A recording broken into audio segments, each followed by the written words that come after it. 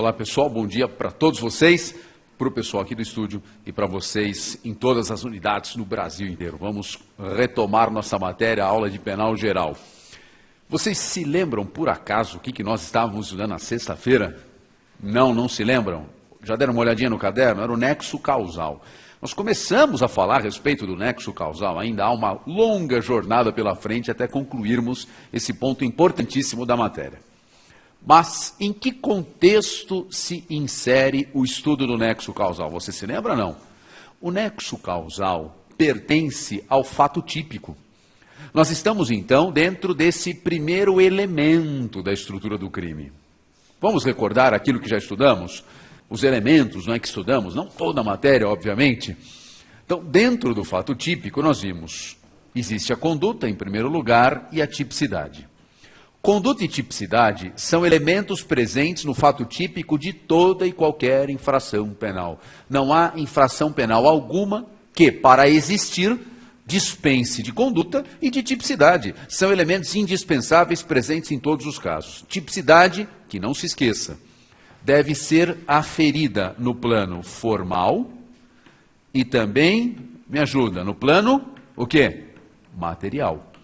Tipicidade formal, relação de subsunção. Tipicidade material, lesão ou perigo de lesão ao bem juridicamente tutelado. Muito bem.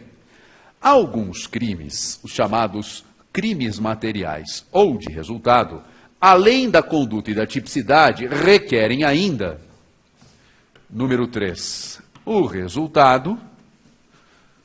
Mas qual o resultado a que me refiro aqui? O jurídico ou o naturalístico? Sexta-feira a gente viu isso, hein? Esse é o resultado naturalístico. O jurídico está aqui, ó. O jurídico está aqui. Então, resultado naturalístico. E nos crimes cuja existência requer um resultado naturalístico, é necessário aferir-se um liame, um elo, um vínculo que una a conduta ao resultado. E em que consiste, ou como se chama esse vínculo? Nexo causal. Nexo de causalidade, ou nexo causal. É aqui que nós estamos. Muito bem. Vamos lá, abrir uma janelinha agora uma telinha para o nexo causal. Tudo isso já havia sido estudado. Nexo causal nada mais é do que um critério de imputação. Lembra disso? Um dos problemas mais relevantes da teoria do crime é definir qual o melhor critério para se imputar um resultado a uma conduta, imputar, atribuir. É necessário que se fixe um liame, um elo, um vínculo, não é? Então, imputar, atribuir. O que é necessário para que esse resultado possa ser imputado a quem praticou determinada conduta?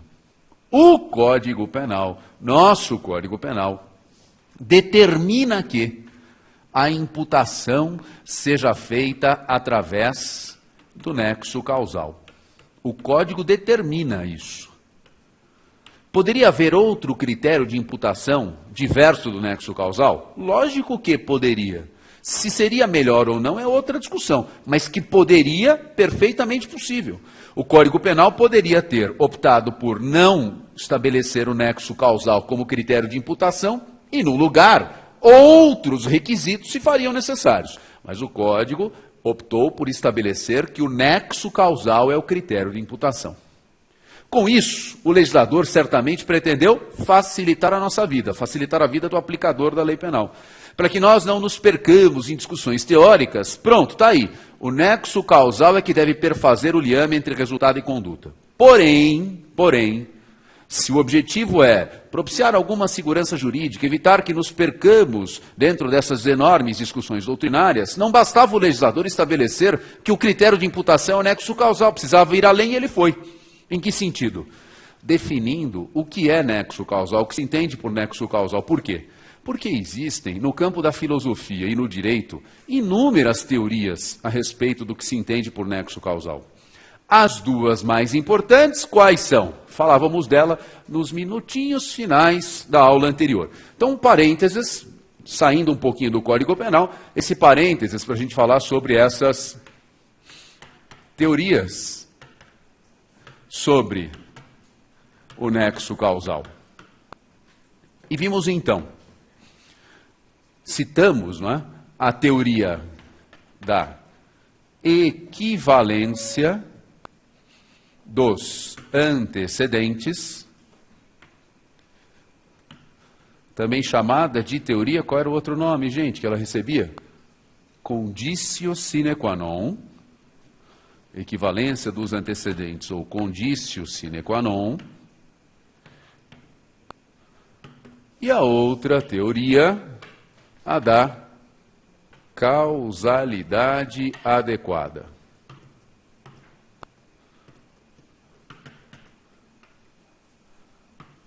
Muito bem. A teoria da equivalência dos antecedentes tem uma característica. Para ela, todos os fatores que antecedem o resultado, e sobre ele exercem alguma influência, serão considerados sua causa. Isso você já notou. Talvez não com essas palavras, mas você já notou isso daí. Por isso o nome equivalência dos antecedentes. Os antecedentes se equivalem. Não há, na linguagem dessa teoria, não há causa principal, secundária, próxima, remota, adequada e inadequada. Tudo que influencia o resultado, ainda que a influência seja mínima, será considerado sua causa. Ela não faz diferença, por isso a equivalência dos antecedentes, eles se equivalem. Ela não faz diferença entre o antecedente, ela não hierarquiza os antecedentes, ela não qualifica os antecedentes. O que é antecedente influenciou é causa e ponto. Diferente da abordagem da teoria da causalidade adequada. Ela só considera um antecedente, ela só identifica a relação de causalidade se aquele antecedente puder ser considerado causa adequada do resultado. Ela como que se vale de uma realidade estatística, ela se baseia naquilo que normalmente acontece, numa realidade estatística, no quod plerunc accidit, expressão que você também já anotou aí no seu caderno. Quod plerunc accidit, aquilo que normalmente acontece. Bom, na teoria da causalidade adequada, como se afere a relação de causalidade entre conduta e resultado? Ela se utiliza de um critério chamado juízo de prognose póstuma, juízo de prognose póstuma objetiva. Juízo de prognose póstuma objetiva. Foi aí que nós paramos, né? Terminou aí? Então daqui a gente prossegue. Juízo de prognose póstuma objetiva. Olha só, pessoal, como é que funciona então esse juízo de prognose póstuma objetiva? Entenda, é como se fosse, bem entre aspas, né? É o juízo do futuro do passado. Como assim o juízo do futuro do passado? Para aferir a relação de causalidade, sabe o que o magistrado tem que fazer? O magistrado tem que, em primeiro lugar, colocar-se na situação do réu. Como se o juiz, então, se colocasse exatamente na posição em que o réu se encontrava nos momentos anteriores à produção do resultado. Então, o juiz se coloca no lugar do réu nos momentos anteriores à produção do resultado. O magistrado se coloca no lugar do réu em que instante? Nos momentos anteriores à produção do resultado. Ok. Se eu fosse o réu e tivesse naquele momento, ali no lugar dele, aí o juiz faz a seguinte análise, a seguinte hipótese. Naquele instante, o resultado já se afigurava como provável, como possível, segundo uma realidade estatística, segundo o que normalmente acontece. Então, o magistrado retroage àquele minuto anterior ao resultado, se coloca na situação em que o réu se encontrava e formula esse raciocínio. Nesse instante, o resultado se afigurava como algo possível, provável, como uma consequência natural da conduta. Se a resposta for afirmativa, sim, o resultado se afigurava como uma consequência normal, previsível, possível da conduta, segundo uma realidade estatística. Se a resposta for afirmativa, está presente o juízo de prognose póstuma objetiva, está caracterizada a relação de causalidade. Você percebe, é o futuro do passado. O juiz como que volta para o passado e voltando para o passado tenta antever o futuro. É o futuro do passado. Ele volta para o passado, cabeça do réu, naqueles minutos que antecederam o resultado. E aí tenta prever o futuro, voltando para o passado. Aquele resultado se afigurava possível, provável, era algo que, segundo aquilo que normalmente acontece, segundo a realidade estatística, já se mostrava previsível, possível de acontecer. Isso é o juízo de prognose póstuma objetiva. É o critério que se utiliza essa teoria da causalidade adequada. Uma teoria bem mais restrita que a anterior, equivalência dos antecedentes, que é muito mais ampla. Mas por que é muito mais restrita essa do que a anterior?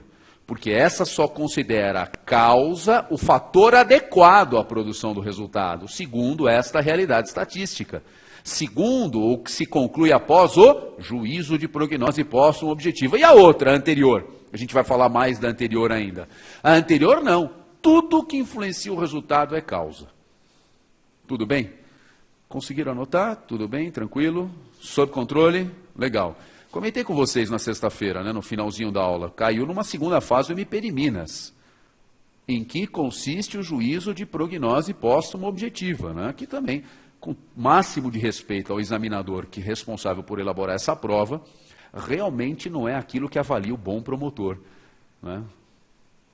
Com certeza não é o que vai destacar a atuação de um bom membro do Ministério Público saber o que é juízo de prognose póstuma objetiva. De qualquer maneira, se te indagarem, já está prontinho aí, você já estudou, você já tem a informação suficiente. Meus amigos, vamos lá. E a outra, hein?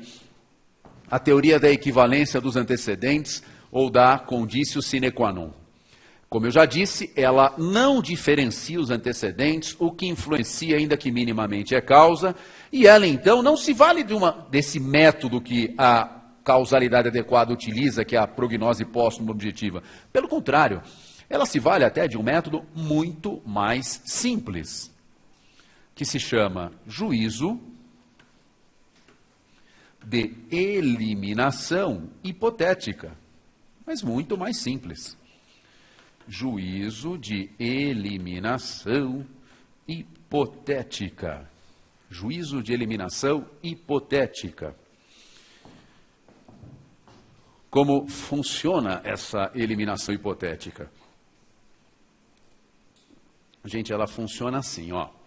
Para aferir a relação de causalidade, elimina-se hipoteticamente o antecedente.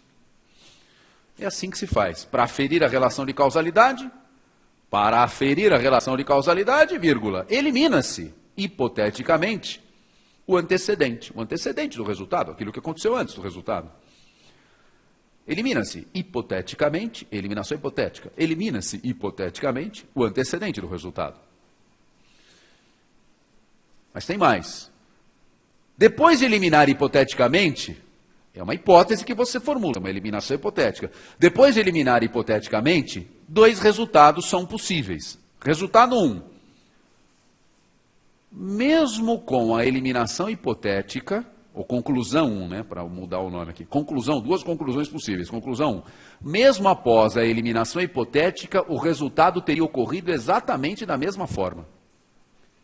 Se a conclusão for essa, conclusão 1, o resultado teria ocorrido exatamente da mesma maneira, mesmo que aquele antecedente nunca existisse, então o antecedente eliminado não influenciou o resultado, porque sem ele o resultado teria ocorrido exatamente como se deu. Então vou repetir, são duas conclusões possíveis. Primeira conclusão. Elimina-se hipoteticamente o antecedente e o resultado continua ocorrendo exatamente da mesma forma. Então, esse antecedente que nós eliminamos não influenciou em nada a produção do resultado. Absolutamente nenhuma influência. Se não há nenhuma influência, influência zero, não há nexo causal. Conclusão 2. Elimino hipoteticamente o antecedente e percebo que o resultado não ocorreria. Ou não ocorreria daquela forma, mas de outra, ainda que minimamente diferente.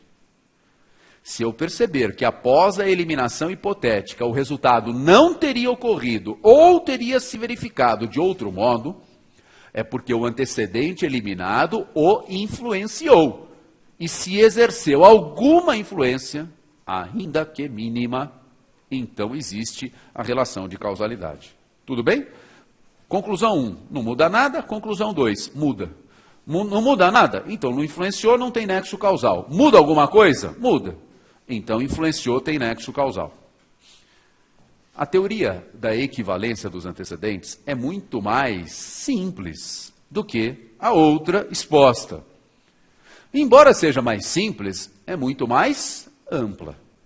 A outra é mais criteriosa. Nem todo antecedente que influencia é causa, só aquele que se revelar como a causa adequada. Essa, todo antecedente que influencia é causa. Ela é muito mais ampla. Bom, dessas teorias, qual o código adotou?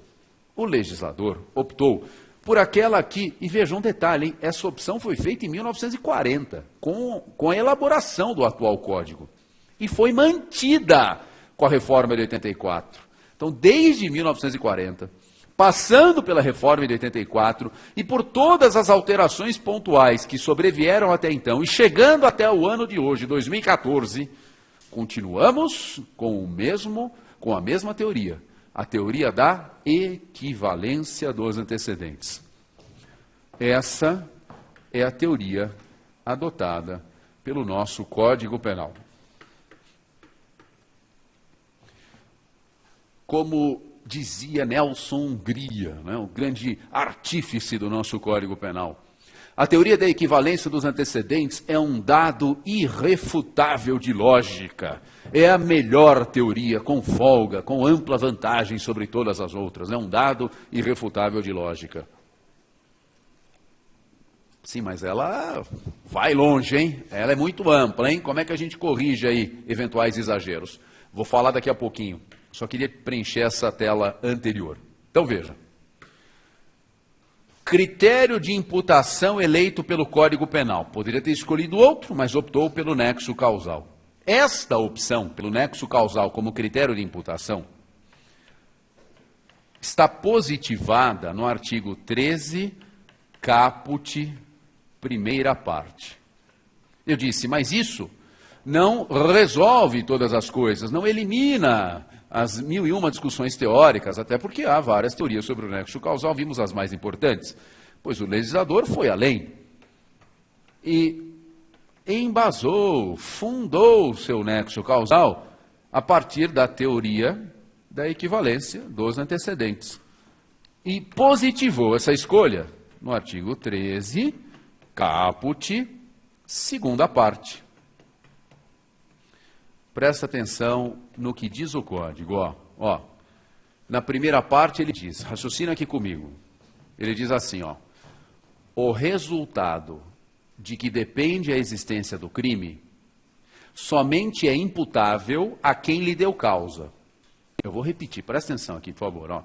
O resultado de que depende a existência do crime somente é imputável a quem lhe deu causa. O legislador está dizendo, então, eu só vou imputar esse resultado se a pessoa tiver dado causa, dar causa, produzir causalisticamente, ou seja, quando houver nexo causal. Dar causa, gerar o nexo causal. Então, só vou imputar esse resultado se houver nexo causal. Isso é a primeira parte. Segunda parte, considera-se causa, ele vai dizer o que é causa, o que é nexo causal. Considera-se causa a ação ou omissão sem a qual resultado não, sine qua non, sem a qual resultado não teria ocorrido. Considera-se causa a ação ou omissão sem a qual resultado não teria ocorrido. Muito bem. Então, primeira parte, nexo causal. Segunda parte, equivalência dos antecedentes ou condício sine qua non. Fechado? É a escolha do código. Bom, mas e aí, hein? Essa teoria, esse dado irrefutável de lógica, é extremamente amplo. Como responder, por exemplo, a seguinte questão? Verificando se a relação de causalidade, vamos imaginar lá o exemplo clássico do homicídio praticado com a arma de fogo. É óbvio e evidente que quando o sujeito efetua o disparo, puxa o gatilho, expelindo o projétil que atinge a vítima mortalmente, é evidente que há nexo causal entre a conduta do sujeito que puxou o gatilho e a morte produzida. Basta verificar a relação de causalidade desencadeada por essa atitude. Puxou o gatilho, acionou a arma de fogo, houve a explosão, expeliu o projétil atingiu o corpo da vítima, vamos imaginar, atingiu a cabeça, provocou o traumatismo crânioencefálico e a pessoa morreu.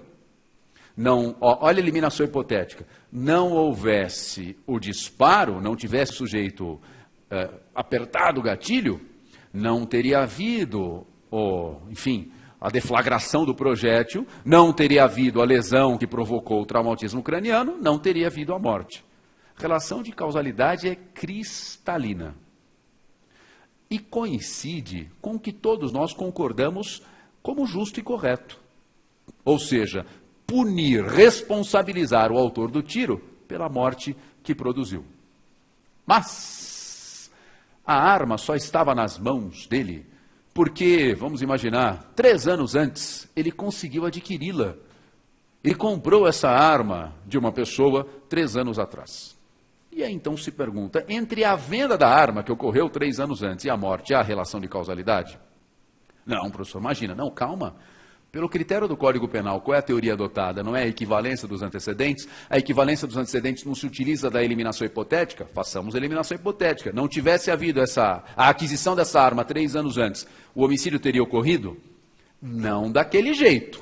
Ah, professor, mas ele ia pegar outra arma. Tudo bem, mas fosse outra arma ou outra munição, a morte não seria a mesma. Não seria o mesmo impacto que provocou o traumatismo craniano, não acertaria exatamente no mesmo local, porque a trajetória seria, ainda que minimamente distinta. Então, alguma influência. Professor, mas é exagero. Sim, mas é um exagero que decorre da teoria adotada pelo Código. Tudo que influencia, ainda que um fiozinho, minimamente é causa. A arma foi fabricada 15 anos atrás. Existe relação de causalidade entre o fabrico da arma e a morte? Sim, porque se não fosse aquela arma ser fabricada, seria outra. Se fosse outra arma, seria diferente, ainda que minimamente.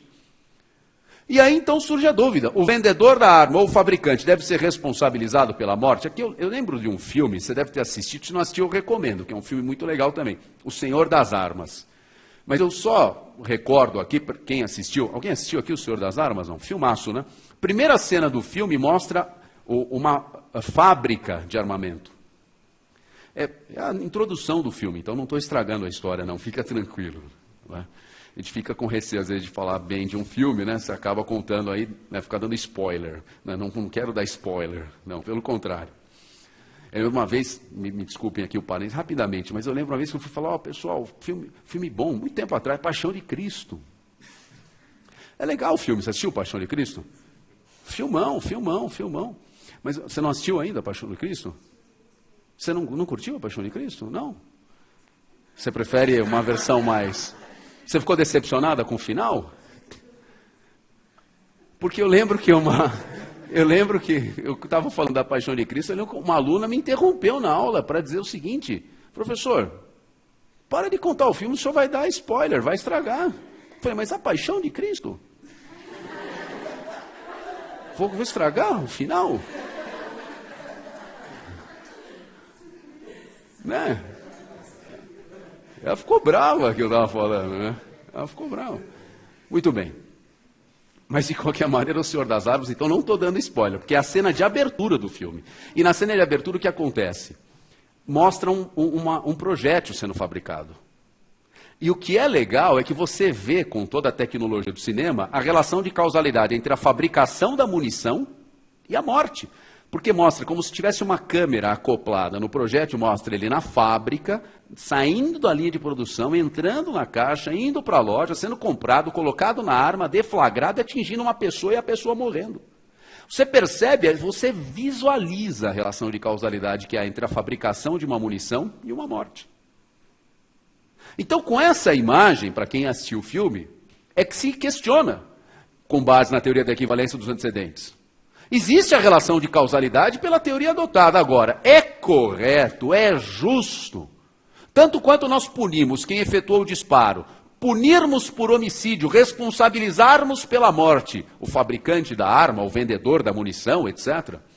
Porque nexo de causalidade pela teoria da equivalência, com certeza tem. Não há dúvida que existe. É correto responsabilizarmos? Bom, nós estamos aqui introduzindo, né, você certamente já estudou esse assunto, não é? Talvez se recorde disso. O que nós estamos aqui introduzindo é a seguinte questão. Espera aí, deixa eu voltar. Achei. É a seguinte questão. A teoria da equivalência dos antecedentes, embora extremamente lógica, produz exageros, conduz a excessos. Veja, esses excessos, né, a gente fala em excesso do ponto de vista jurídico, do ponto de vista do que é justo em termos de responsabilidade penal. Se a gente tivesse aqui numa aula de física, de matemática, de ciências naturais, não haveria excesso nenhum. Não é? A relação de causalidade que há entre um ser vivo que era uma ameba e o ser humano bilhões de anos, ou sei quantos milhões de anos atrás, para a biologia é uma coisa absolutamente natural e correta. A relação de causalidade entre aquela primeira célula e o organismo humano hoje é evidente para a biologia. Então eles não chamam isso de excesso. Nós chamamos porque estamos utilizando uma teoria para saber quem vai ser punido.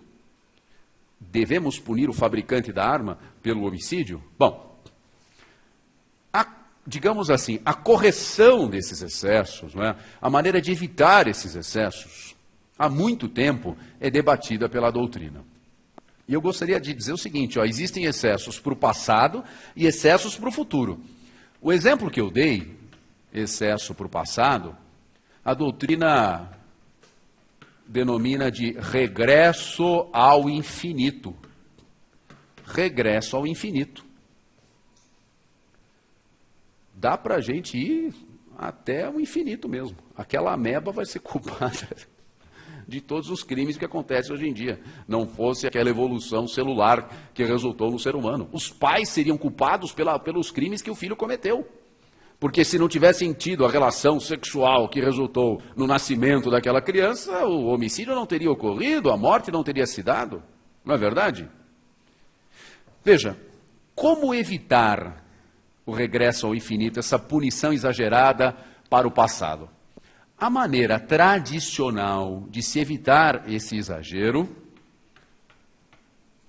consiste em se valer da teoria da ausência do dolo ou culpa. Teoria da ausência do dolo, quando se trata de crime doloso, e da culpa, não é? Quando se trata de crime culposo. Teoria da ausência do dolo e da culpa. Como assim? Alguém poderia perguntar, como assim, professor? Não entendi. Como ausência do dolo ou da culpa? No seguinte sentido, por que o fabricante do armamento não responde pelo homicídio? Porque com relação àquela morte futuramente produzida, não agiu quer com dolo, quer com culpa. Por que o vendedor da arma, 3 anos atrás, não responde pelo homicídio? Porque não agiu, seja com dolo, seja com culpa. Nem conheciam, muito provavelmente, nem conheciam a pessoa que faleceu.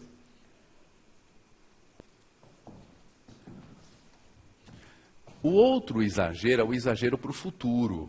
E o exagero para o futuro, a doutrina costuma qualificar, né, inserir esses casos do exagero para o futuro, eu vou dar o exemplo daqui a pouquinho, sob a rubrica cursos causais hipotéticos. Os cursos causais que se seguem para o futuro, os cursos causais hipotéticos. Ou ainda, cursos causais extraordinários. Ou ainda, na doutrina brasileira é mais comum a terceira referência, além de cursos causais hipotéticos ou extraordinários, causas supervenientes, relativamente independentes da conduta. Causas supervenientes, relativamente independentes da conduta. Causas supervenientes, relativamente independentes da conduta.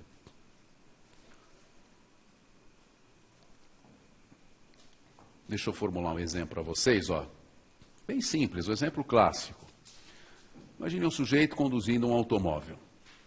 Dirige de forma imprudente e acaba atropelando uma pessoa. Ok. Suponha que a vítima do atropelamento sofra uma grave lesão na perna.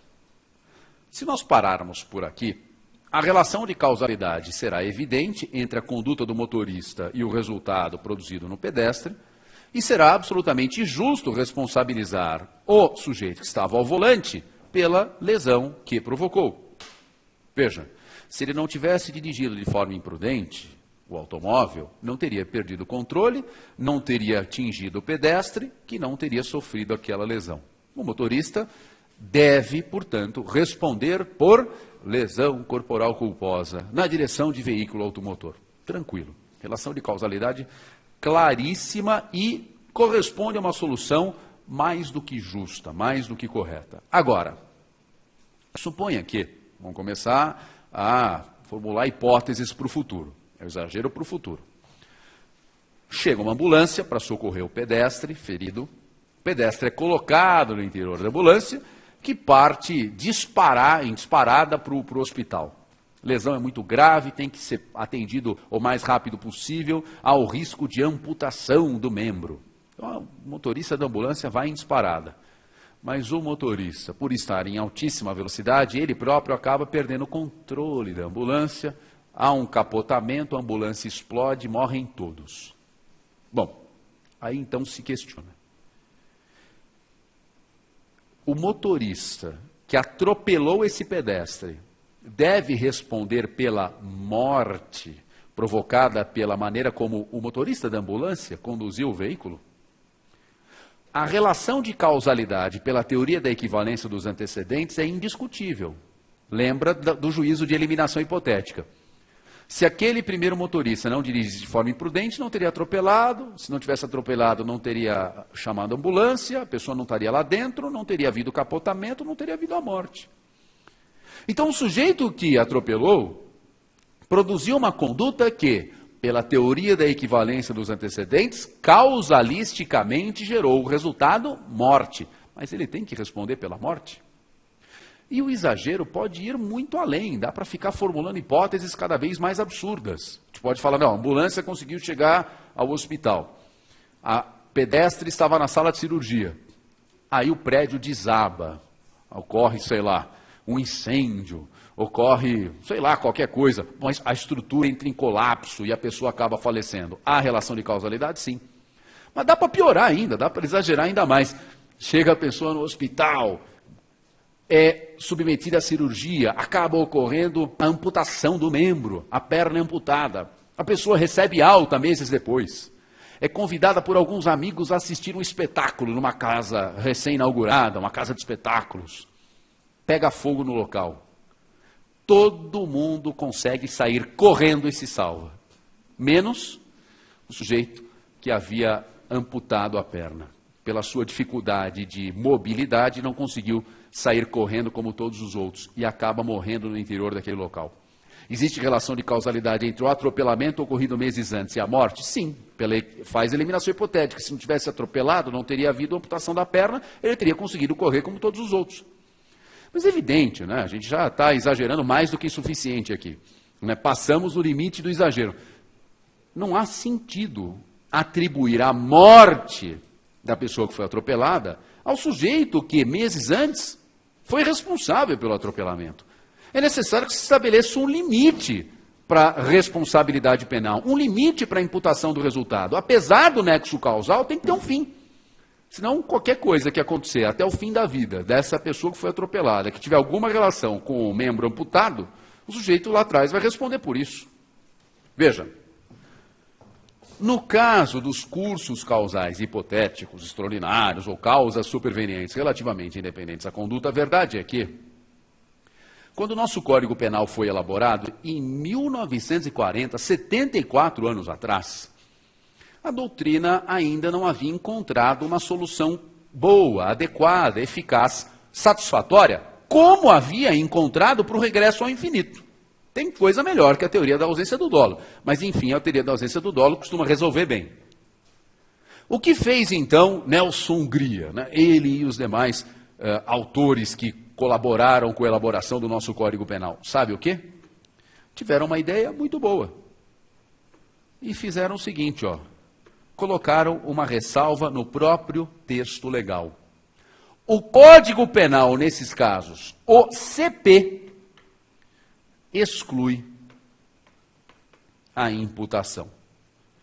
O Código Penal exclui a imputação. O CP exclui a imputação. O legislador excluiu a imputação. É como se o Código abrisse uma exceção à regra que ele próprio criou. Esta exclusão, atualmente, se encontra no artigo 13, parágrafo 1º. A gente falou do caput, onde está lá o nexo causal. No parágrafo 1º nós encontramos esta ressalva, esta exceção, esta limitação. Na redação original, era o 11, parágrafo único. Né? No código, lá em 40, o 11 falava do nexo causal e o parágrafo único continha a ressalva. Hoje é o 13, com o nexo causal, e o parágrafo 1º com a ressalva. Muito bem. Então, galera, vamos voltar um pouquinho. Dessa tela aqui já anotaram tudo? Tranquilo, pessoal do estúdio, sem problema? Então vamos voltar um pouco aqui para aquela primeira, aqui, essa do nexo causal. Então, como critério de imputação, nosso código adotou o nexo causal, baseou na teoria da equivalência dos antecedentes, reconhecendo a exagerada, tanto para trás quanto para frente, entendeu que, com relação ao exagero para trás, regresso ao infinito, desnecessário colocar qualquer ressalva, porque a teoria da ausência do dolo e da culpa já resolveria bem a questão. Com relação ao excesso para frente, cursos causais hipotéticos, etc., o legislador elaborou uma ressalva no 13, não é? Parágrafo 1º. Aqui consta a ressalva, uma limitação ao nexo causal determinada pelo próprio legislador, para evitar o exagero naqueles casos que nós exemplificamos ao final. Muito bem.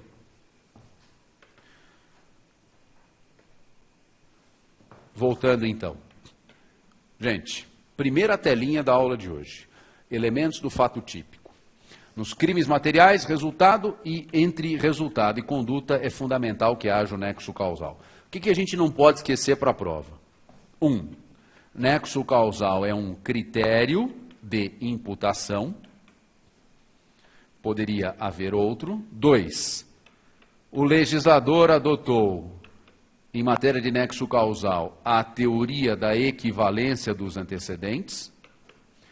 3. Essa teoria se utiliza de um juízo chamado juízo de eliminação hipotética. E 4.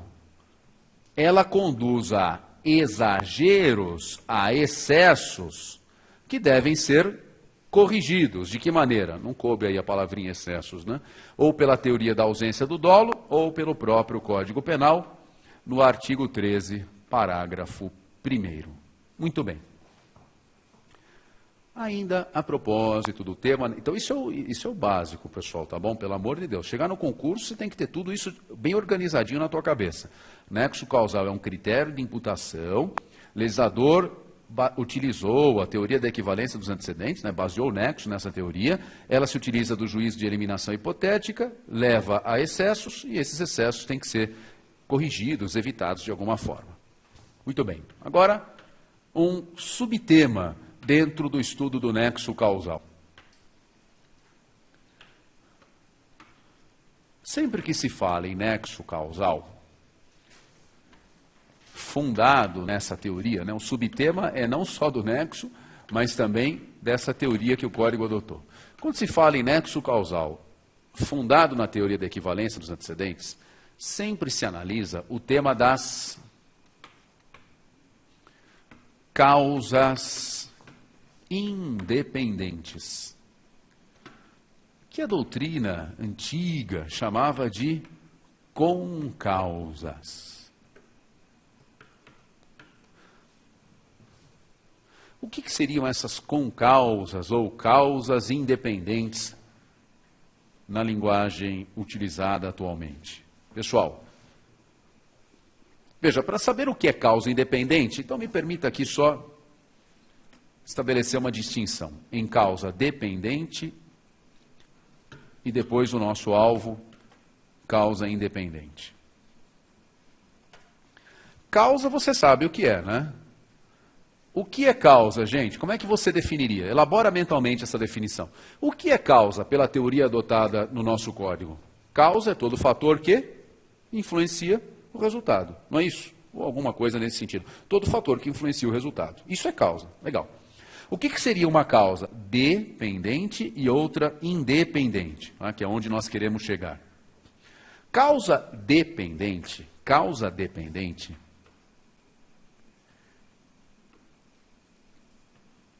é o fator, causa dependente é o fator que produz o resultado segundo o Code Plerunc Accidity, segundo aquilo que normalmente acontece.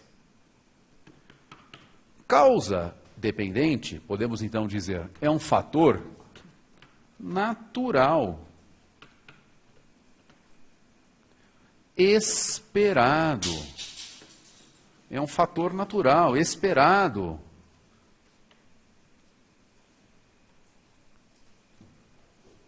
Que conduz à produção de um resultado. É algo normal, algo absolutamente previsível.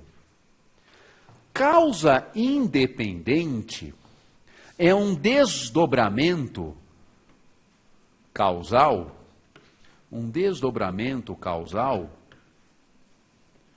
inesperado. E por ser inesperado, é surpreendente.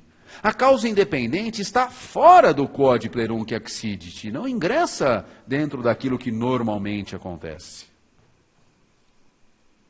Dois exemplos rápidos, ó. Imaginem que dois sujeitos discutam acirradamente. E um deles, mais exaltado, pega um facão. E com esse facão, você imagina, aquela lâmina grande, gume afiadíssimo, e com esse facão, o sujeito descontrolado crava o facão na barriga da pessoa. Enfiou. Tá! A lâmina inteira entrou, atravessou. E aí então ele, com muita força, violência e ódio, ele dá um golpe e provoca um corte de 30 centímetros.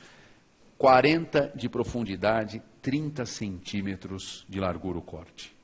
E tira o facão.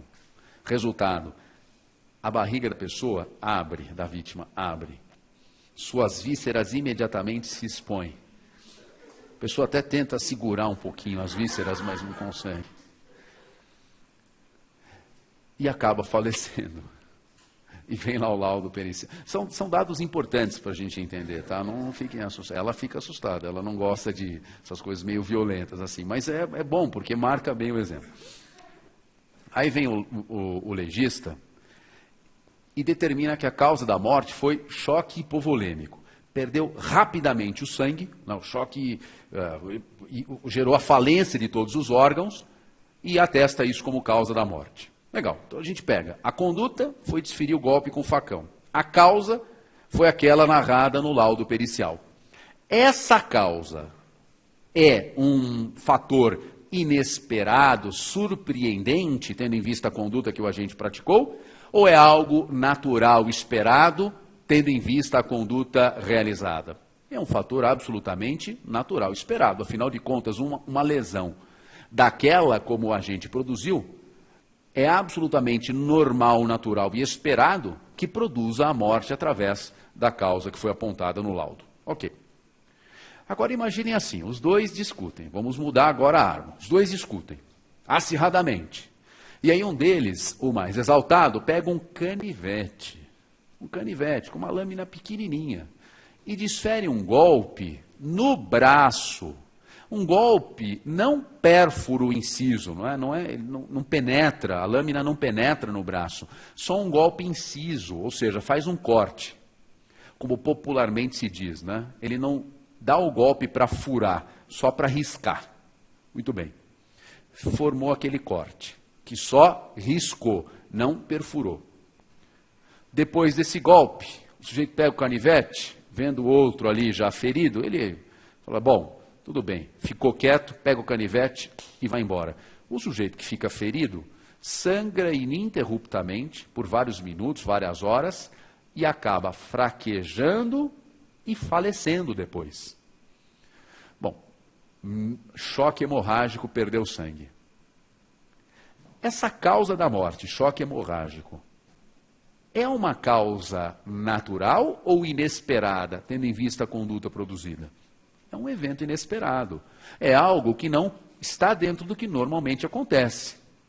Basta verificar nós mesmos nossa realidade. Quantos cortes nós já não tivemos ao longo da vida, não é verdade? A gente já teve 1001 cortes e, graças a Deus, estamos vivos, né? O corte cicatriza, estanca o sangue e, felizmente, tudo se resolve, não é? O que ocorreu nesse caso, para explicar biologicamente o resultado fatal, é que a pessoa ferida era portadora de hemofilia.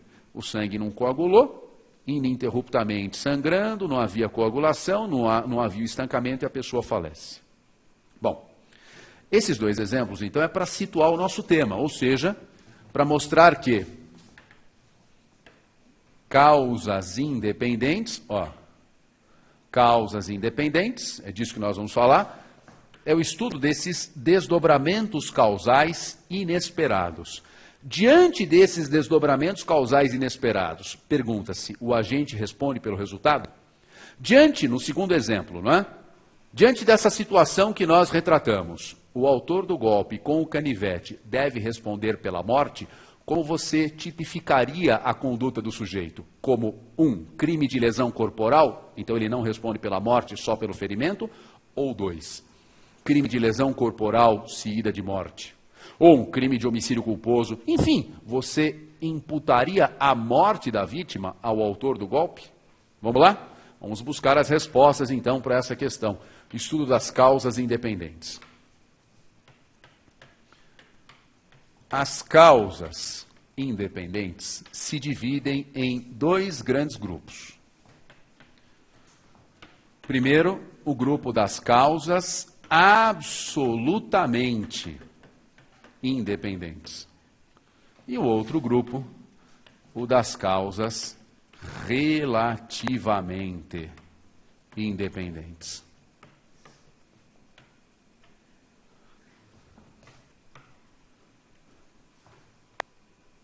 Deixa eu colocar aqui um traço no meio para estabelecer uma diferençazinha.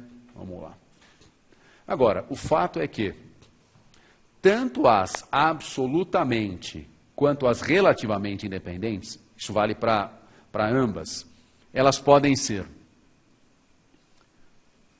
com a caneta preta mesmo, elas podem ser pré-existentes, concomitantes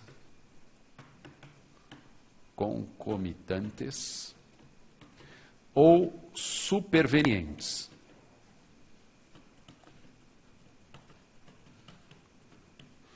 Então, essa possibilidade ocorre nos 2 grupos. Pode ser uma causa anterior, pré-existente, concomitante, ou seja, simultânea, superveniente, ou seja, posterior ao resultado. Muito bem. Mas vamos lá, vamos começar com o primeiro grupo. O que é uma causa absolutamente independente? Seja pré-existente, concomitante ou superveniente, o que é ser absolutamente independente? Vamos anotar? Causa absolutamente independente é a que produz por si só o resultado, é a que produz por si só o resultado, e não guarda qualquer relação com a conduta. Produz por si só o resultado e não guarda qualquer relação com a conduta. Produz sozinha o resultado e não tem nenhuma, zero relação com a conduta do agente. Olha só, raciocina comigo. Veja se consegue raciocinar só por essa definição. Lembra da teoria da equivalência dos antecedentes? É causa tudo que influencia o resultado. Imagine agora, então, diante de um cenário em que há uma causa absolutamente independente. O sujeito realiza uma conduta qualquer. Paralelamente a essa conduta ocorre uma causa absolutamente independente. E essa causa absolutamente independente, que não tem nenhuma relação com a conduta do sujeito, esta causa absolutamente independente, por si só, sozinha, produz o resultado.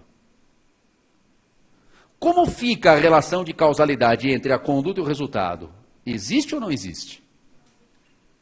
Lembra da eliminação hipotética. Bom, vamos lá.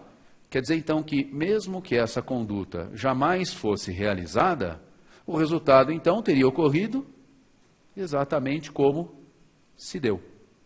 E se a conclusão a que nós chegarmos for essa, de que com ou sem a conduta o resultado teria ocorrido exatamente da maneira como se verificou, haverá nexo causal? Não, jamais. Então nós já podemos estabelecer essa primeira regra. A gente vai conferir nos exemplos, mas já vamos estabelecer a regra logo de início.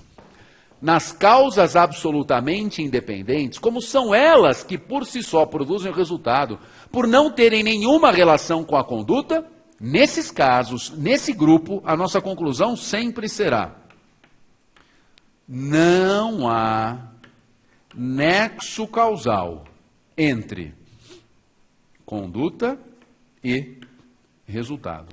Jamais haverá, não há, jamais, jamais haverá, nesse primeiro grupo, nexo causal entre conduta e resultado. Ainda. Logo, então, nesse primeiro grupo, gente, o sujeito jamais responderá pelo resultado, só pelos atos praticados. O sujeito jamais responderá pelo resultado, só pelos atos praticados. Jamais responderá pelo resultado, só pelos atos praticados. Então vamos lá, vamos pensar nos exemplos. Primeiro exemplo, vamos pegar uma causa absolutamente independente pré-existente. Então um fator que antecede a conduta, um fator anterior à conduta, pré-existente, anterior. Um exemplo clássico, o sujeito quer matar uma pessoa, invade o imóvel para matar a vítima. A encontra deitada sobre a cama, aparentemente repousando, dormindo, e ele então dispara os tiros. Ao disparar os tiros, percebe que a pessoa não reage e conclui: resultado obtido, meta cumprida, matei, e se evade do local. A polícia depois é acionada, chegam os peritos, e a conclusão dos legistas é a seguinte: a causa da morte não foi por decorrência dos disparos, foi um ataque cardíaco que a vítima sofreu momentos antes. E os peritos podem dizer isso, né? Porque se a pessoa já estava morta, quando o projétil penetra no corpo, não há nenhuma reação vital. E o perito pode perceber isso de cara, né? Ele vê direitinho, ó, essa perfuração aqui não apresentou nenhuma reação vital. Conclusão: quando a pessoa foi alvejada, já estava morta.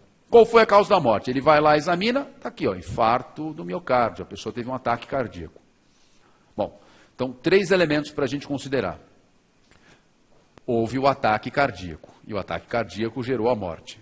Depois houve os tiros. A pessoa que efetuou os tiros responde pela morte? Há alguma relação de causalidade entre os disparos e a morte? Resposta: nenhuma. Mesmo que os tiros não fossem disparados, a pessoa já estava morta. Conclusão: o autor dos tiros não responde pela morte. É aquilo que nós escrevemos no quadro, não é verdade? Ó, confira. Não há nexo causal entre conduta e resultado. Logo, o agente não responde pelo resultado. Mas ele sai impune? Não, ele responde. O que você escreveu aí? pelos atos praticados. Qual seria o enquadramento legal possível nesse caso? Normalmente, a primeira coisa que a gente tem que pensar é, bom, ele não responde pela morte, mas então responde por tentativa. Só que nesse caso há um empecilho que não permite sequer que ele responda pela tentativa. Que, sob a ótica da tentativa, nós estamos diante de um caso de crime impossível, porque não se pode tentar matar quem já está morto. Bom, então, pela ausência de nexo causal, ele não responde pela morte. Pelo fato de se reconhecer o crime impossível, afasta-se a tentativa. Sobra alguma coisa? Ainda sobra. Pode sobrar um porte ilegal de arma, pode sobrar o disparo de arma de fogo, pode sobrar a violação de domicílio, enfim. Ele não responde pelo resultado, mas responde pelos atos praticados. Normalmente é a tentativa, é que nesse caso nem a tentativa é possível por uma outra figura que a gente ainda não estudou, mas muitos já lembraram dela, que é o crime impossível. Tudo bem? Legal. Mais um exemplo, para a gente confirmar aquela história de que jamais existe nexo causal, portanto, o sujeito nunca vai responder pelo resultado. Agora um exemplo em que há uma causa absolutamente independente concomitante. Pessoal, nos exemplos de causas concomitantes, nós sempre, enfim, colhemos algumas situações que são um pouco forçadas, né? Porque tem que pensar em situações em que a conduta e a causa ocorrem ao mesmo tempo. Difícil, não é? No mundo real. Mas vamos lá, então. Com um pouquinho de licença para exercer a criatividade aqui, né? Espero que vocês me deem essa licença. Vamos ao exemplo. O sujeito caminha pela rua. Do alto de um edifício, de uma janela, um atirador, com uma arma com silenciador, extremamente precisa, enfim. O chamado sniper. O sujeito efetua o disparo. No momento em que ele efetua o disparo, a vítima está caminhando, viva. Então, quando ele atirou, a pessoa estava viva, hein? Não é que nem o exemplo anterior, que quando atirou já estava morta. Ele efetua o disparo, a pessoa está viva. Antes que o projétil atinja a cabeça, o alvo, a cabeça da vítima, cai um piano de cauda em cima da pessoa. Cai um piano de cauda. E ela falece. Ainda que o disparo não fosse efetuado, a vítima teria falecido, porque o piano de cauda já estava ali, não é, em queda livre, em direção à cabeça da vítima. Nesse caso, não há relação de causalidade, afasta-se o nexo causal entre a conduta do atirador e o resultado. Mesmo que ele não tivesse disparado, a pessoa teria morrido exatamente daquela forma, porque o piano de cauda já estava em queda livre, em direção à cabeça da vítima. Pois bem, ele não responde pelo resultado porque não há nexo causal, mas responde pelos atos praticados. Agora, sem nenhum problema, qual seria o enquadramento legal? Tentativa de homicídio, porque quando ele efetuou o disparo, a pessoa ainda estava viva. E o último exemplo, agora da causa absolutamente superveniente à conduta. Último exemplo. A mulher não aguenta mais o marido. Esse sujeito, um grosso, um cavalo, agride, maltrata, não reconhece o valor, o amor que ela nutriu por ele durante muitos anos, mas que já se esgotou, e ela resolve então pôr um basta nessa relação. Como? Vai pedir o divórcio? Não. Vai matar o crápula. O que ela faz? Fala, amor, chegou? Fiz uma janta para você hoje. E ela coloca veneno na comida do marido. E ele está lá sentado à mesa, ingerindo a comida, jantando, comendo, se refestelando com aquela comida. A comida já está no seu organismo, o veneno ainda não começou a fazer efeito, mas já está começando a invadir o seu corpo, sua corrente sanguínea, e de repente um tremor. E esse tremor faz com que caia a viga de sustentação do teto na cabeça do marido. Cai violentamente, a ponto de esmagar o crânio no prato de comida. Mas, gente, é importante isso para o exemplo. É importante. Fixa bem o exemplo, não é? Vamos de novo? Então ele estava lá comendo, o tremor, a viga, e o que acontece? Vamos lá, câmera lenta. Tá. Crânio. Crânio. Muito bem. Ainda que o veneno não fosse ministrado, o sujeito teria morrido exatamente daquela forma. Por quê? Porque com o tremor e a queda da viga, ele não escaparia daquela noite. Muito bem. Então a mulher não responde pela morte, mas responde pelos atos praticados. Qual que seria o enquadramento? Tentativa de homicídio, ainda com a qualificadora, né, do emprego de veneno. Mas haveria, então, a responsabilidade por tentativa de homicídio. Bom, pessoal, só para a gente fixar direitinho aqui, para ter certeza que está tudo sob controle. Fechou? Causa absolutamente independente? O agente, então, nunca responde pelo resultado, jamais existirá nexo causal entre conduta e resultado. Por quê? Porque o resultado terá sido obra exclusiva e única dessa causa paralela à conduta do sujeito. Portanto, mesmo que a conduta não fosse praticada, o resultado teria ocorrido exatamente da mesma forma. Então, ele não responde pelo resultado, só pelos atos praticados. Agora, as causas relativamente independentes. Aqui é outra história. Nas causas relativamente independentes, o que nós vamos perceber, eu vou ditar para vocês, mas eu quero destacar isso de cara. Nas causas relativamente independentes, o que nós vamos perceber é sempre uma soma de fatores. Uma soma de fatores. Vai, inventando aqui uma formulinha matemática, é mais ou menos isso, ó. Haverá uma conduta, somar-se-á a essa conduta a causa relativamente independente, e essa soma entre a conduta do agente e a causa relativamente independente é que produzirá o resultado. Sem qualquer um dos dois fatores, sem a conduta, sem a causa, o resultado não teria ocorrido. Não é? Como numa formulinha matemática, super básica. Bom, vamos anotar então? Causa relativamente independente.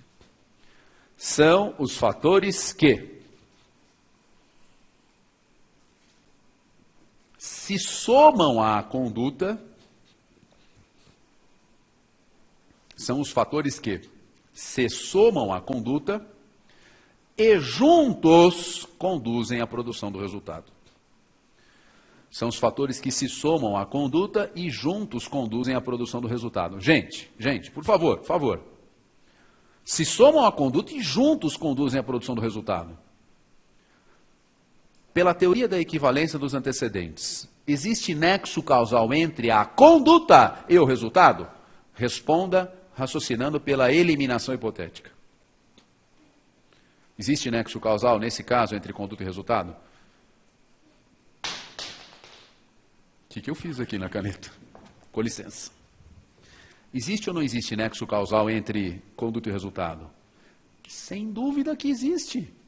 É como numa formulinha matemática. 2 mais 2 igual a 4. Você tira o primeiro fator, o resultado é o mesmo? Não é? Evidente que não.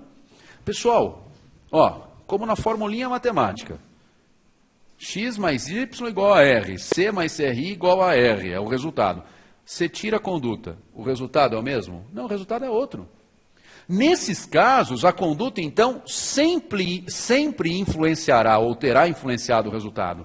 E se influenciou, tem nexo causal. A relação de causalidade aqui é evidente, sempre presente. Vamos conferir isso? Agora, só um detalhe, hein? Acompanha aqui comigo agora, isso é importante. Constatar a relação de causalidade não significa, só por isso, concluir que o agente vai responder pelo resultado, hein? Que tem nexo, pela teoria da equivalência, tem. Mas aí outra pergunta será feita. Ok, tem nexo, mas o agente responde pelo resultado? Resposta, depende. Tá bom? Então, se você quiser, até organiza isso aí no seu caderno. Fica como sugestão. Pode escrever assim, ó. Nessas causas relativamente independentes, a gente pode dizer, então, sempre haverá nexo causal entre conduta e resultado. Por favor, né? Pela teoria, gente, né? Pela teoria da equivalência dos antecedentes, que usa a eliminação hipotética. Por ela sempre haverá. Agora, a pergunta: mas o agente responderá criminalmente pelo resultado? Mas o agente responderá pelo resultado? E aí, ó, aquela palavrinha, né? Depende. Que tem nexo, tem, viu? Pela teoria da equivalência, tem. Mas então ele vai responder, depende. Vamos lá. Voltando aqui um pouquinho na tela, começando com pré-existente. Causa relativamente independente, pré-existente a conduta. É o exemplo que eu dei logo no comecinho, aquela história do sujeito que tinha hemofilia. Ó, duas pessoas, lembra? Discutiam acirradamente, uma delas pegava um canivete, produzia um ferimento inciso, um pequeno corte, um risco, ia embora e a vítima ficava sangrando até morrer. Mas como assim sangrou até morrer? O que aconteceu? É que tinha hemofilia. Então vamos lá, dando nome aos bois. Conduta é o golpe. A causa relativamente independente pré-existente, o fator anterior à conduta, que somado a ela gerou o resultado, é a hemofilia. Olha, aquela formulinha, C mais CRI igual a R, conduta mais causa igual a resultado. Vê se você consegue enxergar isso, ó. Foi a soma do golpe com a hemofilia que levou à morte. Se o golpe não fosse efetuado, a morte não teria ocorrido. Ou, se o golpe fosse efetuado, mas a pessoa não fosse hemofílica, também não teria havido a morte. Percebeu? Soma de fatores. Relação de causalidade constatada. Muito bem. Então, o autor do golpe responde pelo resultado? O autor desse ferimento, ou responsável pela conduta, responde pelo resultado? Depende. Ok, depende do quê? Depende do quê? Vamos lá? Essa complementação é importante. Ó. Depende do quê? Então a gente chegou aqui, o depende, né? E a gente então responde. Nas CRI, né? Nas causas relativamente independentes, pré-existentes e concomitantes, isso vale para pré-existente e para concomitante. Nas causas relativamente independentes, pré-existentes e concomitantes, o agente responde pelo resultado quando a causa, a CRI, né, CRI, quando a causa lhe era conhecida ou previsível. Quando lhe era conhecida ou previsível.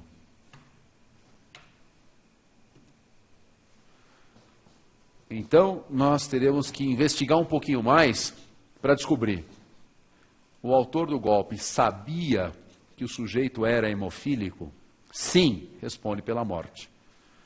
Não, não sabia. Vamos imaginar que ele não soubesse. Ah, então faremos uma outra pergunta. Ok, então ele não sabia. Mas era possível prever que se tratava de um hemofílico? Bom, normalmente é muito difícil, né? Como é que você vai, não conhecendo essa situação de saúde da pessoa, difícil você prever que se trata de um hemofílico, né? Não há, via de regra, nenhum sinal externo. Hemofilia tem, obviamente, né, vários níveis e tal, né? Os médicos sabem bem disso, mas não há nenhum, como regra, nenhum sinal exterior que possa identificar quem seja hemofílico, não é? Se houver algum sinal exterior que permitia chegar a essa conclusão, então a causa se torna previsível. Tornando-se previsível, também a resposta será: o agente responde pela morte. Então ele sabia? Não. Era previsível? Se a resposta for negativa para os dois casos, ele nem sabia e nem tinha como prever. Então, resultado, ele não responde pela morte, ele só responde pelos atos praticados. Se ele não sabia que era hemofílico e nem tinha como saber, qual será o enquadramento legal? Lesão corporal dolosa. Lesão corporal dolosa. E só. Só isso. Tá bom? Lesão corporal dolosa. E não responderá pela morte. Fechado? Esse é o critério, não é? Nas causas pré-existentes e concomitantes. Tá bom? Então, vale aqui na pré-existente. Vale aqui na concomitante. Concomitante teria que ser, de novo, naquele exemplo forçado, exagerado, em que dois fatores ocorrem ao mesmo tempo e a sua soma é que conduz à morte, né? A pessoa recebe um tiro que não seria letal e no mesmo momento em que o projétil penetra no corpo da pessoa, ela sofre um ataque cardíaco que também não seria fulminante, não seria letal. A soma de fatores é que produz a morte, é a mesma coisa, né? Sabia, tinha como prever. Agora aqui, ó. Causa relativamente independente superveniente à conduta. Vamos lá. Vou escrever aqui, CRIS. Causa relativamente independente superveniente à conduta. Neste caso, não dá para aplicar aquele mesmo critério. O agente sabia ou tinha como prever, por quê? Porque aqui se trata de algo que ocorreu no futuro. Ninguém sabe o futuro, nem tem como prever o futuro. Aqui o critério é outro. Aqui o que o lesador fez? Nas causas relativamente independentes supervenientes à conduta, ciente o lesador que ninguém tem como saber ou prever o futuro, o Código Penal, o nosso legislador, o Código Penal exclui a imputação do resultado. E ao excluir a imputação do resultado, faz com que o agente só responda pelos atos praticados. Pessoal, não sei se você percebeu, não é? Talvez não, mas foi só uma coincidência de nomes por enquanto, né? Mas causa relativamente independente superveniente à conduta é algo que já foi examinado na aula de hoje, ó. Você quer ver? Vou te dar um exemplo. É o motorista que dirige imprudentemente, atropela o pedestre que sofre ferimento na perna, e aí a conduta é dirigir, o resultado por enquanto é a lesão. Aí o pedestre é colocado na ambulância e a ambulância explode, lembra? E essa explosão da ambulância é que é a causa relativamente independente superveniente à conduta. Não fosse o atropelamento e nem a explosão da ambulância, a pessoa não teria morrido. Soma de fatores elevou o resultado. E quando a soma de fatores é causa relativamente independente. Só que a explosão ocorreu quando? A explosão ocorreu depois do atropelamento. Então é uma causa relativamente independente, superveniente à conduta. Ocorreu depois do atropelamento. O agente responde pela morte? Não. Evidente que não. Por quê? Porque o Código Penal, ciente do exagero que seria atribuir essa morte a quem realizou aquele ato passado, exclui a imputação. O legislador excluiu a imputação. Qual será o enquadramento legal, então? Morreu atropelado, né, dentro da ambulância, caminho do hospital, que a ambulância capotou e explodiu. Qual será o enquadramento legal? Ele só responde pela lesão que provocou na perna. O enquadramento será lesão corporal culposa na direção de veículo automotor. E ponto final. Tudo bem? Você conectou agora a causa relativamente independente superveniente à conduta? Ó, deixa eu voltar algumas telinhas aqui só para você perceber. Onde é que está? Aqui, ó. Ó, galera, aqui, ó. Causas supervenientes relativamente independentes à conduta. Está aqui, ó. E o que acontece aqui? Como nós vimos minutos atrás, o Código Penal exclui a imputação, artigo 13, parágrafo 1º. Fechou? Tranquilo? Vamos lá. Um breve momento aqui de recapitulação para a gente poder fechar esse assunto, hein? Vamos amarrar isso aqui, ó. Causas independentes. 2 grandes grupos. Grupo 1, absolutamente independentes. Aqui a resposta é sempre a mesma. Não haverá nexo causal entre a conduta e o resultado. O agente só responde pelos atos praticados. Mas o que é uma causa absolutamente independente? Uma CAI. O que é uma causa absolutamente independente? É aquele fator que não tem nada a ver com a conduta e por si só produz o resultado. Nas causas relativamente independentes, CRI, o que acontece? Aqui há uma soma de fatores, então nexo causal sempre existe, porque se você elimina a conduta, o resultado não ocorre, ou não daquela forma e sim de outra, então tem o nexo causal. Agora, o agente responde pelo resultado? Depende. Na pré-existente, na concomitante, ele só responde quando? Quando a causa era conhecida ou, pelo menos, previsível. E na causa relativamente independente superveniente à conduta, ele responde pelo resultado? Nunca responde, porque o Código Penal excluiu a imputação. O Código diz que não. Ele só responde pelos atos praticados. Fechou? Amarrou direitinho? Então agora, se prepare, porque nós vamos falar da teoria da imputação objetiva. Só perceba uma coisa. Para você conectar o assunto e perceber a relação com tudo isso que nós expusemos, porque a relação é evidente.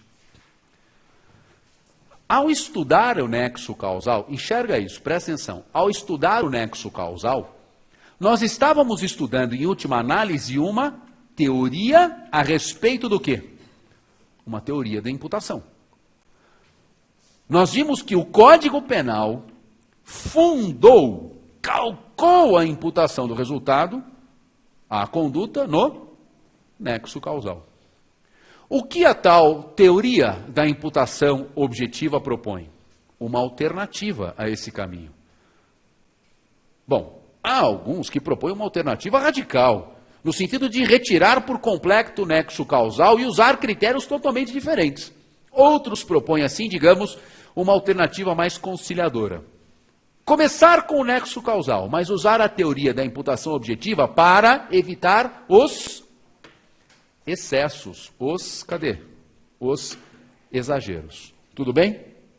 Legal. Então, essa é só a primeira conexão mental aí que eu achava importante a gente fazer, né? Você perceber que a, por vezes, obscura e complicada teoria da imputação objetiva nada mais é do que uma teoria que, assim como o nexo causal, procura definir quando nós podemos imputar um resultado a uma conduta. Muito bem.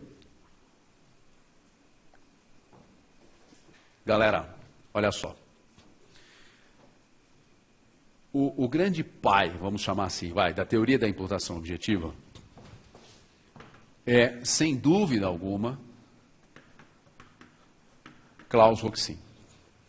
O próprio Klaus Roxin nos facilita a compreensão ao estabelecer, nas palavras dele, a genealogia da teoria da imputação objetiva. Como assim a genealogia? De onde veio? Quando surgiu essa ideia? Onde começou essa história de imputação objetiva? Ele explica de onde começou. Ele diz, olha, eu me inspirei aqui, viu? Eu me inspirei nesse sujeito que lá na década de 30 disse o seguinte: abandone o nexo causal e use coisa melhor. Crie coisa melhor. Vou explicar para vocês. Ó, o precursor da atual teoria da imputação objetiva, segundo Roxin, nessa genealogia que ele mesmo faz, é um penalista chamado Richard Honig. Esse Richard Honig se inspirou num civilista, num filósofo e civilista alemão, Karl Larens. Ou seja, Larens, estudando a imputação no direito civil, encontrou um caminho que Honig resolveu utilizar no penal. Vamos lá? Acho que essa imagem é importante, então deixa eu escrever aqui. Ó. Imputação, é a mesma história lá. Imputação, resultado, conduta. E, olha só, Honig percebeu, toda a doutrina de direito penal, ao estudar a imputação, estabelece que a imputação deve se basear no nexo causal. E ficam discutindo interminavelmente qual a melhor teoria para definir o nexo causal. É a equivalência dos antecedentes ou é a causalidade adequada? A equivalência dos antecedentes é muito lógica, mas é exagerada. A causalidade adequada é muito limitada e parte de uma análise estatística que nem sempre pode ser comprovada. Não há uma teoria adequada. Honig falou, sabe por quê? O problema é o seguinte, o problema, o pessoal não se ligou ainda, é que nós não devemos utilizar o nexo causal como critério de imputação. Ele disse, o nexo causal é um critério que o direito pegou emprestado das ciências naturais e exatas. O direito deve abrir mão, se apartar, se livrar do nexo causal. Bom, tudo bem.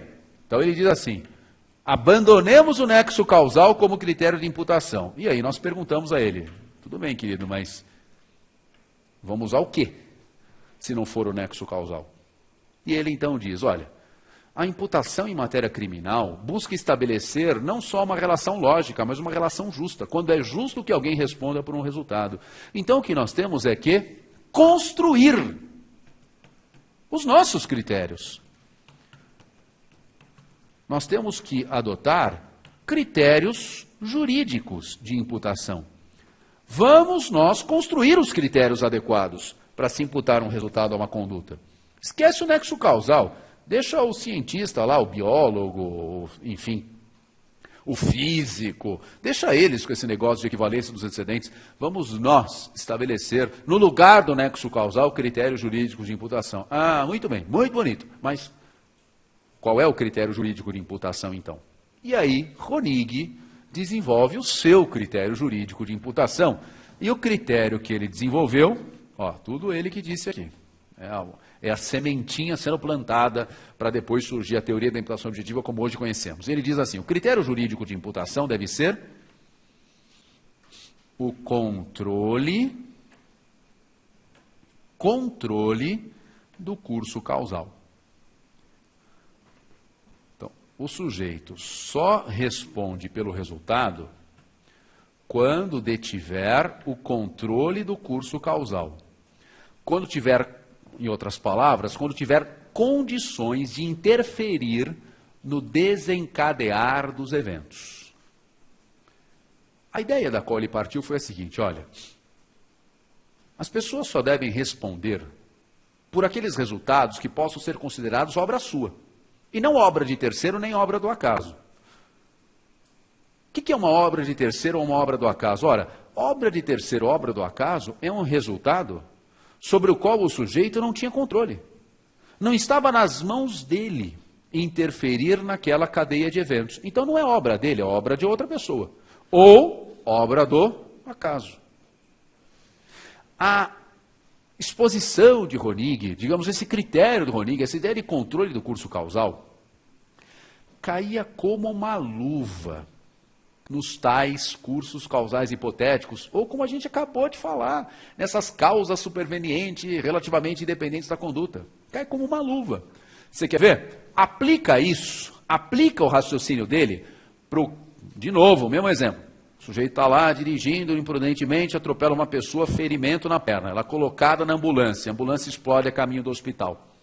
Honig, usando esse critério que desenvolveu, ia dizer o seguinte, ia chegar à mesma solução do Código Penal, só que ele ia dizer o seguinte, dependente do que está escrito no Código, ele ia usar a teoria dele para dizer, ora, evidente que o motorista que atropelou o pedestre não responde pela morte. Por quê?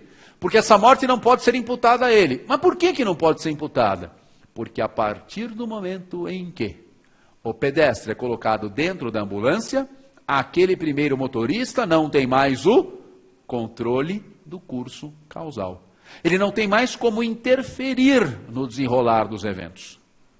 De tal maneira que, se a ambulância capota e explode, morrendo todo mundo, a morte não é obra do primeiro motorista, mas obra de um terceiro, o motorista da ambulância, que não foi devidamente cuidadoso e acabou gerando essa situação. Tudo bem? Ok? Então, era uma teoria que caía como uma luva no tal curso causal extraordinário ou causa superveniente relativamente independente da conduta. Ok? Tranquilo? Legal. Em 1970, um detalhe, né? Essa teoria foi desenvolvida por Honig em 1930. 1930. 40 anos depois, Hoxin publica um estudo que foi originariamente publicado num livro escrito em homenagem a Honig. Vários penalistas da Alemanha escreveram trabalhos para homenagear esse respeitado professor, estudos em homenagem a Richard Honig. E Hoxin, no estudo que elaborou nesse livro, resgatou justamente essa ideia que, na visão de Hoxin, verificava-se perfeita. Qual? A ideia de abandonar o nexo causal e, no seu lugar, desenvolver critérios jurídicos de imputação. Hoxin, em 1970, 44 anos atrás, disse, perfeito esse caminho. Nós temos mesmo é que abandonar o nexo causal e, no seu lugar, desenvolver critérios jurídicos de imputação. Muito bem. Então, vamos lá. Mudando a tela aqui, mas para a gente poder seguir esse pensamento. Agora, Hoxin. Cadê mudando a cor? Então vamos lá. Permitam-me aqui mais uma vez, né? Imputação, conduta, resultado. E ele diz, é isso aí, abandonemos o nexo causal e no lugar vamos desenvolver critérios jurídicos de imputação. Detalhe, em 1970. Galera, só tem um porém. Roxin não concordou com o critério jurídico de imputação de Koenig, o controle do curso causal. Roxin concordou sim em abandonar o nexo, optar por desenvolver critérios jurídicos de imputação, mas ele desenvolveu outros critérios. Quais critérios desenvolveu? Nesse trabalho, em 1970, ele apresentou 2 critérios jurídicos de imputação, que deveriam ser verificados conjuntamente. Mas depois, com o desenvolvimento de sua doutrina, com o aperfeiçoamento da sua teoria da imputação objetiva, aliás, o nome teoria da imputação objetiva surgiu aí, nesse trabalho de 70, teoria da imputação objetiva do resultado. Surgiu aí em 1970, não tinha esse nome, né, que essa teoria que a gente ouve, começou foi o marco mesmo, foi esse trabalho de Roxin em 1970. De qualquer maneira, o que eu quero te dizer é, posteriormente, com o avançar do pensamento, com a evolução do pensamento do autor, houve 2 pequenas modificações. Eu já quero transpor aqui para vocês no quadro o pensamento atual de Roxin. Não precisa estudar 2 versões de Roxin, aí é exagero para o concurso, aí a gente se perde. Então já vamos na versão atual. Só destacar para vocês, o que nós percebemos de diferença entre a versão original do autor e a sua versão atual, mais elaborada. 2 diferenças. Uma delas é que Roxin desenvolveu 2 critérios jurídicos inicialmente e depois surgiu um 3º critério jurídico de imputação. Diz ele, estava implícito no segundo, mas ele resolveu colocar como algo autônomo para evidenciar. Então, atualmente, Roxin apresenta 3 critérios jurídicos de imputação. Vou colocar os 3 daqui a pouquinho. Mas tem outro fator mais marcante ainda. Esse Roxin, a impressão que a gente tem quando lê a obra de Roxin é que ele, com alguma dificuldade, dá o braço a torcer. No seguinte sentido, naquele trabalho de 1970, ele atacou, entre aspas, o nexo causal com muita veemência. Quase que dizendo, joga isso no lixo, que isso daí não é coisa do mundo do direito, e vamos inventar o nosso critério jurídico. Porém, na última versão, na última edição, enfim, da sua obra, Direito Penal Parte Geral, ele diz textualmente, é impossível abrir mão de um mínimo de causalidade. E com essa frase sutil, o que ele embute aí? Que o primeiro passo, na verdade, é sempre verificar se há um nexo causal. Porque, convenhamos, se de cara não há sequer o nexo causal, é evidente que o sujeito não responde pelo resultado. Se de plano já se percebe que nem existe a relação de causalidade, isso a gente consegue perceber numa fração de segundos, não há porquê nos embrenharmos nesses critérios complexos que ele desenvolve. Então, a análise da imputação objetiva só faz sentido depois de verificada a relação de causalidade, baseada na teoria da equivalência dos antecedentes, que o nosso Nelson Gria, em 1940, dizia, isso é um dado irrefutável de lógica, não dá para abrir mão disso aqui. Tudo bem? Então, lá em 70 ele falou, joga o nexo causal no lixo, mas depois, me permitam então estabelecer aqui esse caminho, depois ele faz isso, versão atual. Ele faz isso, começa com o nexo causal, baseado na teoria da equivalência dos antecedentes, e depois disso, aferido o nexo causal, é que se analisa a presença dos critérios jurídicos de imputação, que ele gosta de denominar níveis de imputação. São níveis, né? Ou requisitos, que devem ser observados na seguinte ordem. Primeiro, Primeiro critério jurídico de imputação. Tem nexo causal? Tem. Então, tá bom. Então, não para por aí. Veja agora o seguinte. Primeiro nível de imputação é saber se o sujeito criou, ou é a criação, né? Vamos colocar assim, ó, criação, ou, palavra bonita que ele gosta de utilizar, incremento, criação ou incremento de um risco proibido e relevante. Criação ou incremento, aumento, né? Incrementar, aumentar. Criação ou incremento de um risco proibido e relevante. Então, olha só, né? Isso é um ponto que ele insiste muito, né? É a história de risco. Risco. Isso é fundamental para a imputação de um resultado. Verificar se o sujeito criou ou aumentou um risco proibido e relevante ao bem jurídico, obviamente.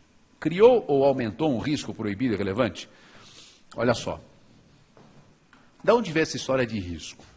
Roxin diz o seguinte: a vida em sociedade sempre acarreta riscos.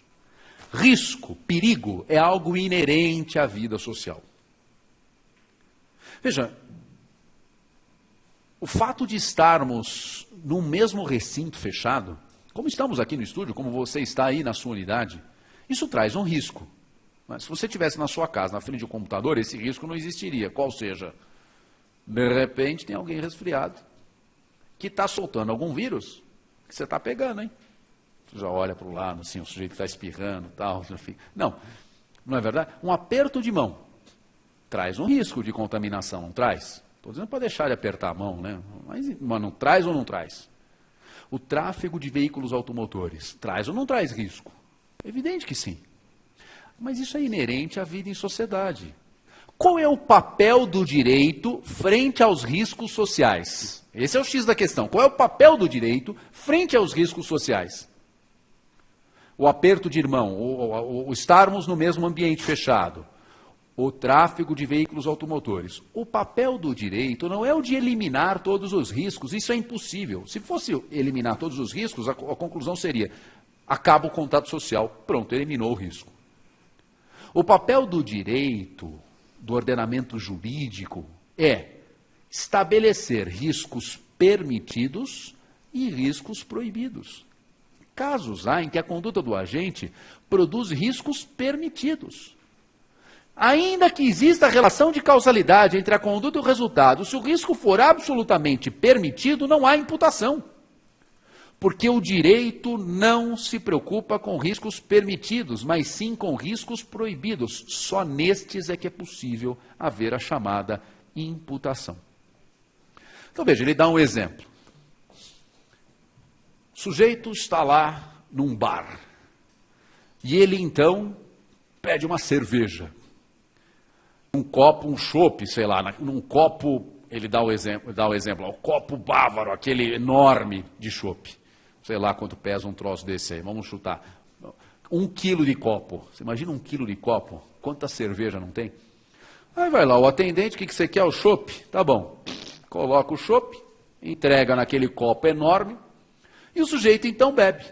O sujeito que está bebendo levanta-se do balcão, encontra uma pessoa, começa a discutir, e o que ele faz? Desfere um golpe violento na cabeça da pessoa, ela morre. E ele então questiona: existe nexo de causalidade entre a conduta do atendente, que deu o copo, e a morte ocorrida com a briga em virtude daquele golpe desferido com o copo que foi fornecido pelo atendente? E ele então diz: olha, sob a ótica da teoria da equivalência dos antecedentes, existe o nexo causal. Ok, mas a gente não para por aí. Constatado o nexo causal, nós então começamos a analisar os critérios ou níveis de imputação objetiva para saber se o sujeito, o atendente, vai responder pela morte. Muito bem, o atendente criou um risco ou aumentou um risco proibido e relevante? Não, o que ele fez foi um risco absolutamente permitido. Entregar uma bebida naquele copo é algo absolutamente lícito, absolutamente permitido. Ele responde pela morte? Não responde pela morte. Um outro exemplo, agora de um outro autor, mas a gente adapta aqui para ilustrar. O sujeito entra num táxi. Entrou num táxi. Olha, eu quero ir para aquele local. E o motorista, então, cumpre o contrato de levar o passageiro do ponto A para o ponto B. Durante o trajeto, o passageiro atende o telefone, começa a conversar com uma pessoa e o motorista consegue ouvir e entender a conversa. E a conversa é mais ou menos a seguinte: não quero nem saber, o passageiro dizendo, não, eu vou lá, hoje eu chego mais cedo, e se a minha suspeita se confirmar, eu mato aquela safada. Deu para entender já a conversa, não deu? Muito bem, o motorista entendeu.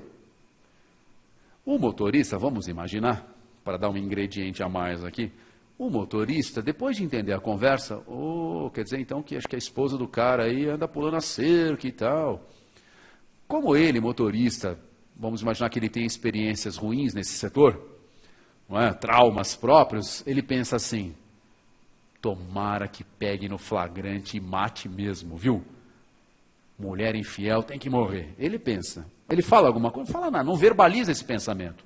Ele nem verbaliza o pensamento. Ele simplesmente continua dirigindo e entrega o passageiro no local combinado, cobra o valor da corrida e nada mais. Mas fica ali esperando para ver se enxerga alguma coisa, se vê alguma cena interessante. Ouve a briga, ouve os tiros, vê a polícia chegando, algemando o marido, que de fato atirou e matou a esposa e o comparsa no adultério. Pergunta-se, o motorista de táxi deve responder por esses homicídios? Porque nexo de causalidade houve. Foi graças ao cumprimento do contrato que o passageiro chegou na hora certa e conseguiu pegar os dois em flagrante. Mas houve a criação de um risco juridicamente proibido e relevante? Nem a criação, nem o aumento desse risco. Logo, conclui-se, apesar do nexo causal, o sujeito não responde pelo resultado porque não criou ou aumentou um risco proibido e relevante. Bom, uma perguntinha. A imputação, quando o sujeito diminui o risco, há imputação quando o sujeito diminui o risco do resultado, há imputação quando o sujeito diminui o risco do resultado. E aí, hein? O sujeito está caminhando distraído na rua. De repente vem um carro desgovernado e vai atingir e matar essa pessoa. Uma pessoa percebe, esse cara vai morrer, o carro vai matar. E ele empurra violentamente o pedestre para evitar o atropelamento. Mas ao empurrar o pedestre, evita o atropelamento. Mas o pedestre, em virtude da queda, sofre uma fratura grave no braço e o braço acaba sendo amputado. O sujeito que o empurrou responde pela lesão corporal? Se ele não tivesse empurrado, o outro morreria, mas graças ao empurrão, ele sobreviveu. Mas amputou o braço. Responde por esse resultado, por ter diminuído o risco? Adivinha o que o Roxin dirá? Na próxima aula a gente confirma e verifique então qual a resposta que ele dá. Meus amigos, obrigado pela atenção, o tempo já está esgotado. Ótimo dia para vocês, até a próxima.